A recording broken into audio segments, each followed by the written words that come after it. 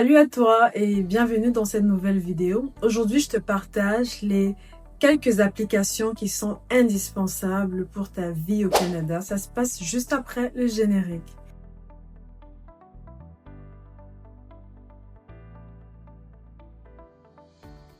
Voilà, bonjour à toi, moi c'est Sandra, I'm Sandra Universe and sometimes I'm gonna try English language and you're gonna have the chance to know more about me as time goes on the video.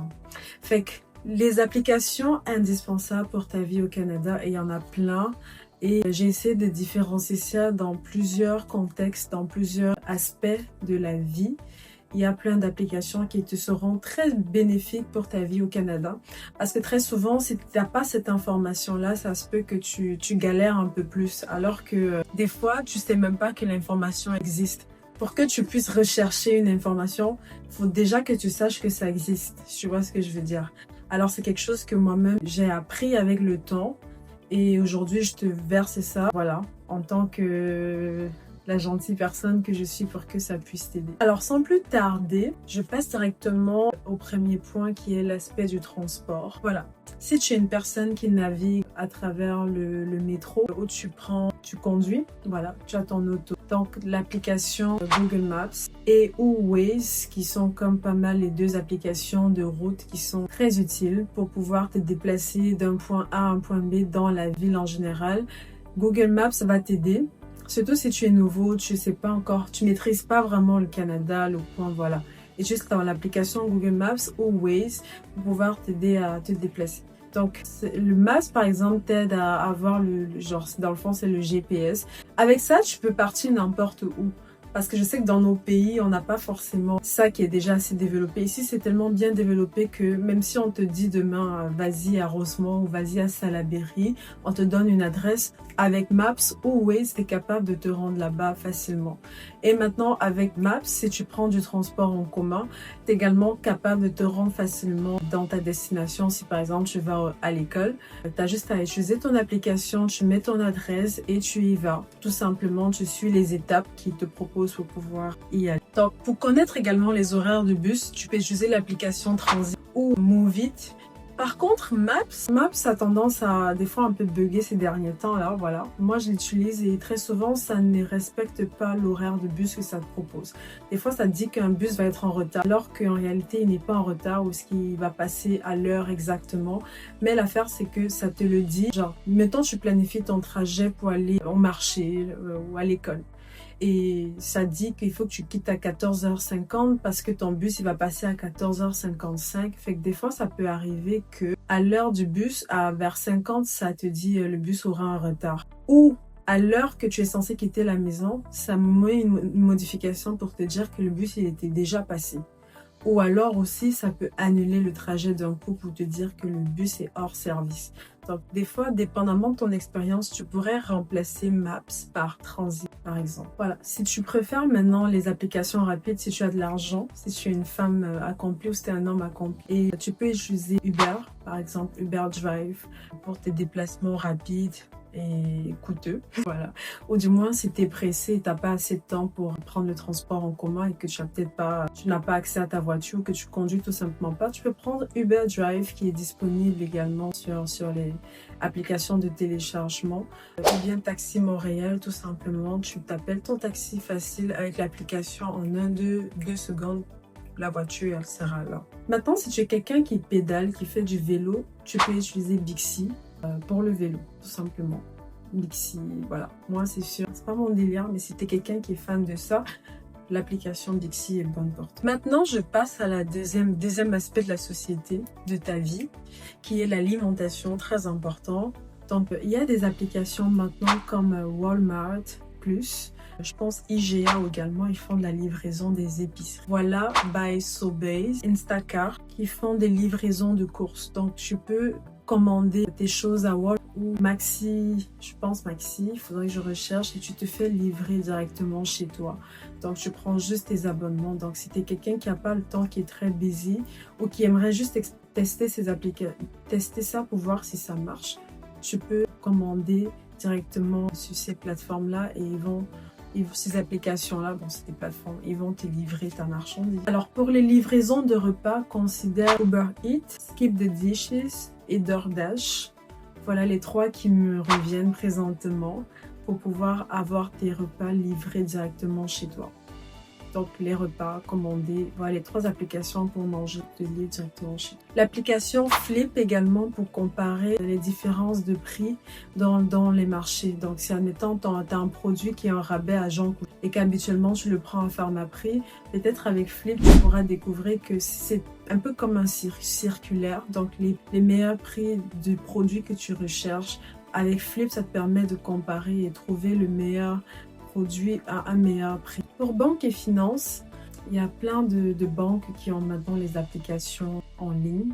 Donc, des fois, si tu as besoin de faire des virements, des retraits, des débits, des encaissements, tout ce que tu veux, la banque avec laquelle que tu es, sache que tu peux télécharger l'application de ça sur Apple Store ou Play Store ou Google Play Store, whatever, dépendamment de où tu te trouves, tu peux trouver ça également disponible. Maintenant, utilisez Kobo ou Mogo. Ce sont des alternatives FinTech pour gérer ton budget et tes cartes prépayées. Donc, considère cette option-là. On a aussi l'autre aspect de la vie qui est logement et immobilier. Donc, ça également, c'est un aspect important que, voilà, en utilisant cette application, ça peut aussi t'aider.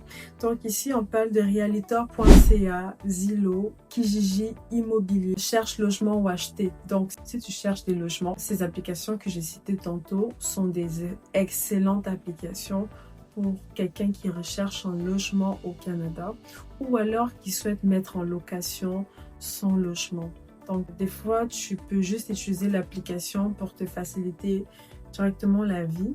Voilà, avoir ton compte directement que de tout le temps passer par Google, Microsoft. Voilà, ces applications, c'est bon. Maintenant, on passe à un autre aspect qui est très important de la société. On a la santé et sécurité. Donc, une application que je trouvais dans la santé et la sécurité, c'est Mon Rendez-vous 5 sur Map. Donc, tu peux prendre tes rendez-vous médicaux et de téléconsultation directement à partir de cette application-là. On a Canada Alerte Météo et Sécurité pour les notifications d'urgence. Donc, des fois, tu sais pas toujours quand est-ce qu'il va y avoir une tempête, est-ce qu'il va pleuvoir, est-ce qu'il va faire chaud. Dans un pays comme le Canada, c'est toujours très important de savoir quelle température est-ce qu'on se retrouve. Alors, l'alternative que tu peux avoir pour t'aider à régler ce problème-là, c'est en utilisant l'application Météo de alerte météo et sécurité. Alors pour la vie pratique et les services, on a également Canada Post, UPS, FedEx. Ça c'est quand tu fais des commandes à l'international ou des fonds nationaux pour t'aider à suivre tes colis. Donc tu peux, si tu as de l'espace dans ton téléphone, voilà, si tu as de l'espace, tu peux avoir ces applications de UPS, FedEx pour des livraisons de colis.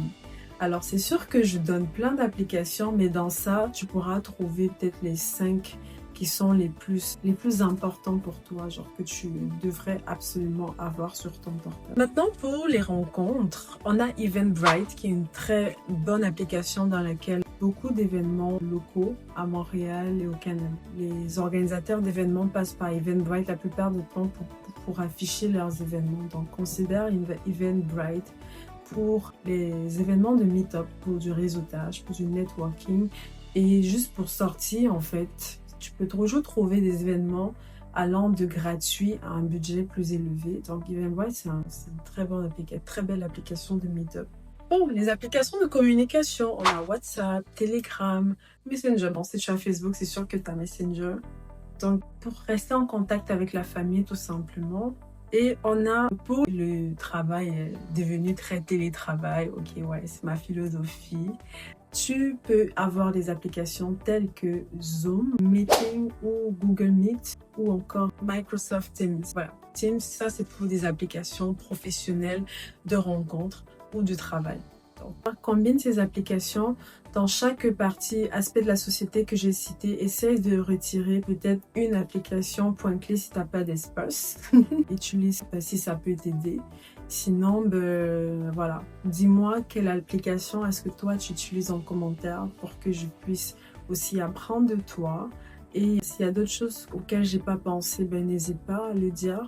C'est sûr qu'il y a des milliards d'applications au dehors. Il y en a pour faire du sport, il y en a pour manger, pour contrôler l'organisation, pour pouvoir planifier son agenda, planifier sa semaine, les repas, le ménage, faire du sport, faire ses cheveux, prendre soin, santé mentale, santé spirituelle.